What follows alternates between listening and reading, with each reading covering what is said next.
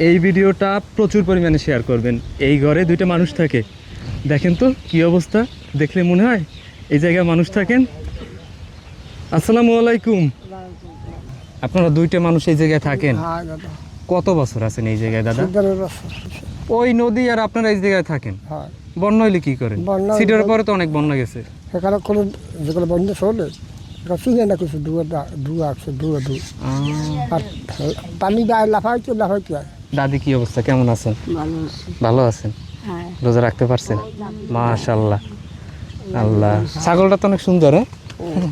ছাগল একটাই দাদা?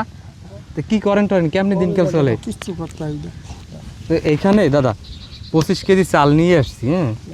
পেঁয়াজ আছে, সয়াবিন তেল আছে, ডাল আছে, রসুন আছে দাদি, লবণ আছে, 5 কেজি আলু আছে, আর 500 টাকা আছে। লন্ডন প্রবাসী এক আপু আছেন, নাম প্রকাশে অনিচ্ছুক, বাংলাদেশের শরীয়তপুর জেলাতে বাড়ি। ওনার পক্ষ থেকে এই উপহারটা আমি আপনাদের জন্য নিয়ে আসছি। আপুর বাবা কিছুদিন আগে দুনিয়া থেকে বিদায় নিয়েছেন, দোয়া কইরে না দাদি, দোয়া কইরে না। ঘর দাদা, ঘর কেমনে দিই? ঘর তো ওই যে ভিডিও করতেছি না, এই ভিডিও যদি ভালো কেউ একজন মানুষ দেখে, দেখে যদি মায়া লাগে, মনে হয় যদি আপনাকে একটা ঘর দিবে, তার যদি মনে লাগে অবশ্যই একটা ঘর দিবে আপনাকে। আপনি একটু দোয়া করেন আল্লাহর কাছে, আল্লাহ যেন আপনার একটা ঘরের ব্যবস্থা করে। আমরাও দোয়া করি আপনার জন্য, মানুষ যেন এই ভিডিওটা বেশি করে দেখে। আমরা কি কষ্ট করে আসছি, আপনাদের এখানে রাস্তা নাই, হাঁটতে হাঁটতে আসতে হয়েছে, গাড়ি চলে না, অনেক কষ্ট করে আসছি বুঝছেন। আজকের যে বাজার নিয়ে আসবো জানতেন না, আল্লাহ তো ব্যবস্থা করে দিয়েছে। রিজিকে থাকলে ঘরও কিন্তু একটা হইতে পারে। ঠিক আছে, আমি একটু ঘরটা ঘুরে ঘুরে দেখাই কি অবস্থায় আপনারা আছেন।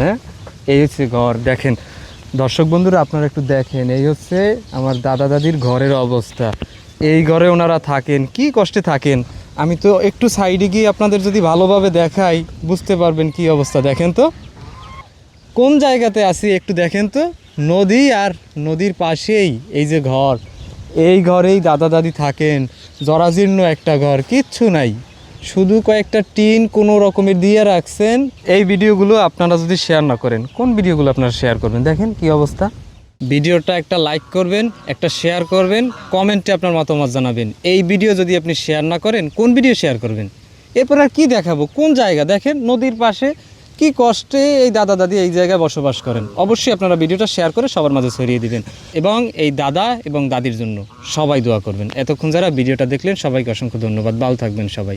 আসসালামু আলাইকুম, আল্লাহ হাফেজ। দাদি, এই জায়গায় রাখলে তো লাভ নাই, ঘরের ভিতরে নিয়ে যান।